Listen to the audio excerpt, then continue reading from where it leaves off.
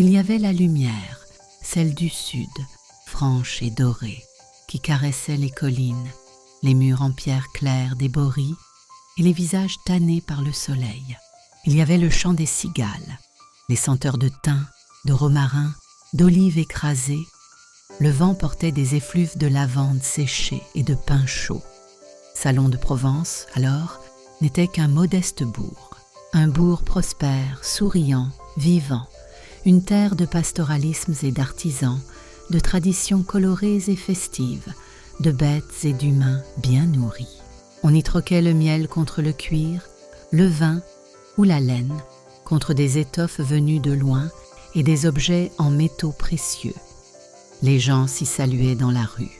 Les minots couraient autour des fontaines, des puits et taquinaient la vie. Les troupeaux paissaient sous les vergers et les fertilisaient tout en les nettoyant. Les ânes charriaient, les fagots, les amphores, les galines, poules, coqs, faisans, etc. Et dans les champs, les céréales poussaient en liberté, bercées par un soleil généreux avant d'être fauchées quand le temps venait. C'était un carrefour modeste, mais idéalement placé, entre les routes de Marseille d'un côté, Arles de l'autre et Avignon au nord. Les marchands ne s'y attardaient jamais très longtemps, mais assez pour y semer les nouvelles du monde, et surtout quelques pièces de monnaie. Tout semblait à sa place. Il y faisait bon vivre. C'est ici, dans ce cadre idyllique, qu'étaient nées Suzanne et ses frères. Une enfant vive, curieuse, qui savait rire de tout et poser des questions qui forçaient même les adultes à réfléchir. Elle observait autant qu'elle parlait.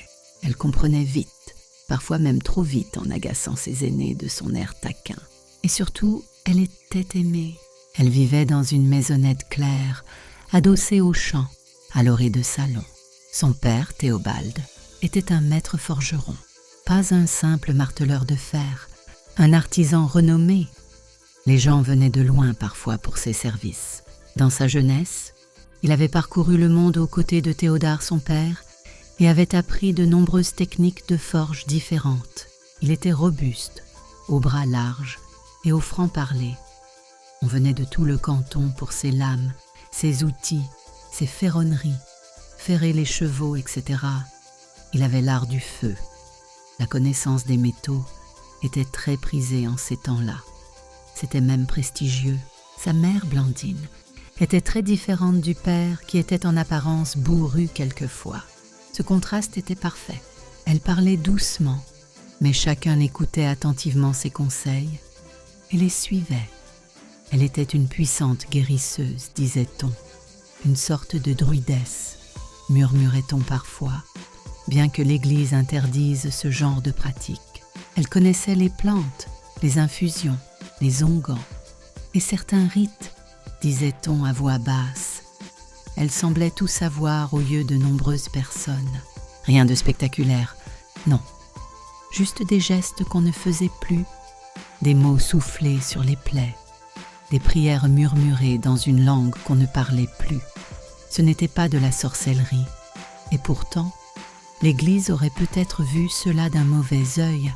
On disait que Blandine tenait cela de sa propre mère, Constance, et elle probablement de sa mère avant elle. Mais personne ne savait vraiment, en réalité. C'était une tradition secrète, transmise entre femmes, comme un savoir qu'on n'écrit jamais, mais qui survit. Ce n'était pas de la magie, disait-elle, mais ce n'était pas rien malgré tout, car nombreux étaient les miracles qu'elle était capable de faire. Blandine parlait parfois de cordes invisibles à Suzanne, de ces fils si fins qu'ils composaient en réalité toutes choses, le vent, l'eau, les pierres, les plantes, la foudre et même les corps.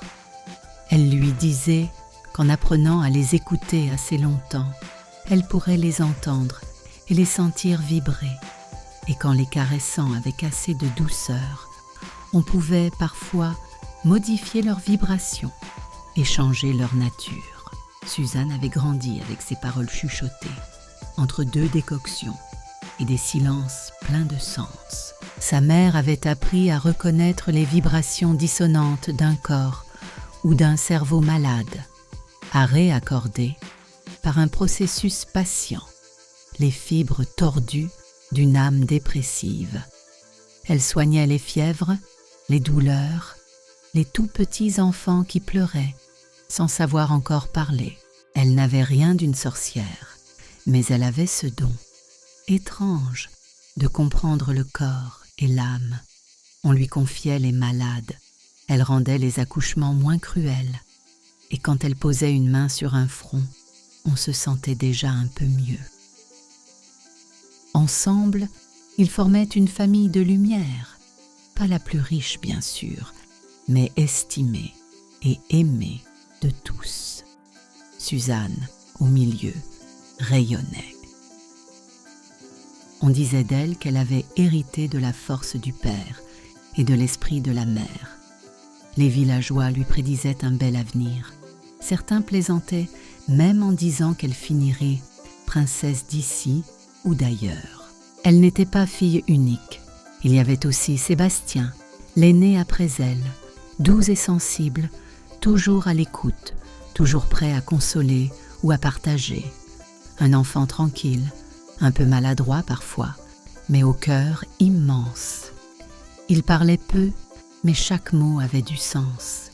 Il aimait suivre son père à la forge, l'observer travailler, poser des questions, regarder les étincelles comme d'autres regardent les étoiles. Puis venait Victor. Victor, le rieur, l'infatigable, celui qui grimpait partout, se coinçait dans les buissons, revenait les genoux et les coudes écorchés avec le sourire aux lèvres. Il se racontait des histoires avec les fourmis et jouait à Dieu, se fabriquait des épées avec des branches, construisait des cabanes minuscules pour loger des lutins invisibles. Mais son grand jeu restait quand il retournait une pierre et qu'il trouvait des cloportes. Dès qu'il les touchait, ces derniers se mettaient en boule et il adorait les faire rouler comme un enfant joue aux billes. Il vivait avec une lumière dans les yeux, un monde imaginaire et merveilleux en plus dans la tête. C'était l'innocence personnifiée. Impossible de lui en vouloir, même quand il cassait quelque chose. Il s'excusait avec un tel regard, les lèvres retroussées, les paupières au bord des larmes, qu'on lui pardonnait aussitôt. Et enfin, il y avait Gabriel, le petit dernier. Un bébé encore, mais déjà bien éveillé. Des grands yeux larges comme de lune, toujours en mouvement. Il semblait comprendre plus de choses que son âge ne l'autorisait. Quand il riait, c'était tout le foyer qui s'éclairait. Quand il pleurait, c'était la maison entière retenait son souffle. Un vrai petit prince. Ensemble, ils formaient un tout, une fratrie bruyante, rieuse, soudée. Et dans cette lumière d'avant, dans ce monde encore intact, on aurait juré que rien ne pourrait jamais les séparer.